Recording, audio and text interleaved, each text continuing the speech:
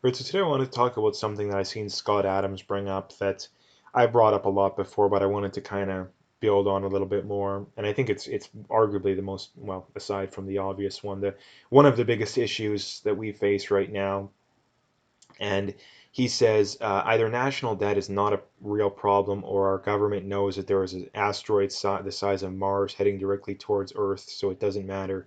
I have to believe one of those things is true, otherwise we are governed by morons.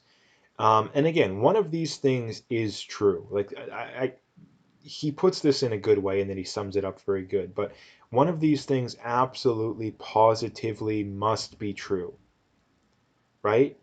Either the national debt. I mean, let's just go over the first scenario, right? Either debt isn't a problem, and we can maintain these massive, massive record deficits. In which case, why were we not running bigger deficits all along, and why won't we continue to run bigger deficits? Or they are a real problem and the politicians are ignoring it.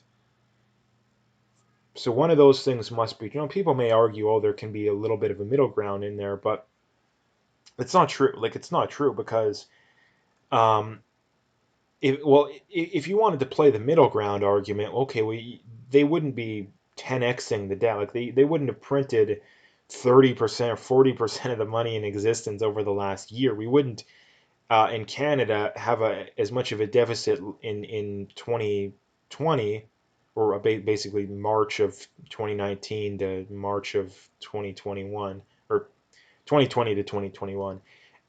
We wouldn't have that much debt in that year than in the entire, whatever it was, 150 some years before that. So again, I think the reality is that a lot, again, the one argument that a lot of these people bring up is, oh, well, a lot of these, like, people like me and the more the more Austrian economist kind of people, like, the Ron Pauls of the world, um though you guys have been saying that things are going to collapse for years now. What? Well, that's something that I've acknowledged, that this stuff can be maintained longer than people think, but the problem is that mathematically it can't continue. Like, it can't continue. And even let's just address the other thing that completely debunks that argument is, do people not realize that I don't know, Canada is obviously different, but this is a good example for people to understand. Um, People always complain about how much the US spends on the military, right? But do they not realize that the amount of money that the US spends on servicing the national debt is more than they spend on the military? And they spend an insane amount on, I think it's like $600 billion a year, or some crazy amount like that. And they're spending more money than that on servicing the debt, right? So again, like, and these are the same people that complain that, oh, poverty's out of control, and, oh, we need infrastructure and all this garbage. Well, okay, well, because of people like you, the government is now spending over $600 billion a year on servicing the national debt. Just imagine if we actually had some fiscal, conservatism is because no one's really a fiscally conservative anymore. But just imagine if you had someone like Ron Paul who was in charge of this stuff all along. Well, there would be no debt, or at the very least, very little debt, and you'd have 500-600 billion dollars a year more available. Like, that's an insane amount of money. But no, you got to have your free stuff, and you got to bomb foreigners. And, again, I know a lot of people are against that stuff, but you're not a, you're not, it's easy to say, oh, yeah, I'm against the Iraq war, but you don't really get to pretend you're against the Iraq war until you acknowledge, well, I mean, until you acknowledge, number one, it was, um, Trump was the most anti-war president of the last four presidents, Biden, Trump, Obama, um, Clinton, older Bush. Like, you kind of have to acknowledge that. I mean, not that he was perfectly, he was still terrible, but he was good compared to Bush and Obama and Biden. Um, you kind of have to acknowledge that. And the other things you got to acknowledge too is that the government could only have these wars because they had the ability to borrow massive amounts of money. Like if there was still a gold standard, if there was a Bitcoin standard, there would have been no Iraq war because they wouldn't have been the only way they've been able to pay for it is a massive tax hike, and people wouldn't have went along with that. Or if they did, they would have just voted out the people who supported it, the next election, right? So it's something people just don't understand. And I don't know why, because it's very easy to understand. It's very easy to understand. Now, the reason that they'll say they're against the Iraq war, but they won't say they're against other stuff, is that the way the left gets elected, I mean, the Republicans are not much better either, conservatives not much better either, is they need to buy votes. Like, no one gets elected anymore, no matter what side of the aisle you're on, by saying we need to be fiscally conservative. We need to be responsible in the way we spend money. Now the person who gets elected is almost always the person saying, I want to spend the most. So again, like, which camp are which camp are people in? I think the majority, when it comes to the average person, they're morons. Like, the average person is so ignorant, they have absolutely no idea what's going on. I mean, it's one of the many reasons why we shouldn't have democracy, because 95% of people have absolutely no clue how any of this stuff works. Like, having a democracy to decide who runs a country is the same thing as saying, the janitor at Amazon should have as much say over day-to-day functions of Amazon as Jeff Bezos or whoever the new CEO is. Like, it makes no sense whatsoever. Now, I'm not saying we have some oligarch, running things, or some, but there should be. I mean, number one, I don't think we need democracy in the first place. But if we are going to have it, there needs to be some barrier to entry to where at least you at least have to have some basic amount of knowledge of this stuff. And the fact that people have no idea how the banking system works, how the tax system works, how basically any they don't even understand basic economics, right? Like, and this is like stuff you learn like the first chapter of an economics book. People have absolutely no idea about it. So, and a lot of the politicians don't either, right? Like, the AOCs and the Jagmeet Singhs and they have no idea. Now, there is a lot of people. I think a lot of the politicians, they are aware of this stuff, but the problem is that well, partially I think there's some genuinely evil politicians. I think there's no shortage of those, but a lot of the problem is that there's no incentive for these people to do the right thing. Because what happens if you're a politician who does the right thing and doesn't support a deficit anymore? Well, what's going to happen is the mainstream media is going to run hit pieces on you. The establishment media going to go after you. All the idiot woke celebrities are going to go after you. It's going to be, oh, you hate the poor and you're racist and all the usual garbage.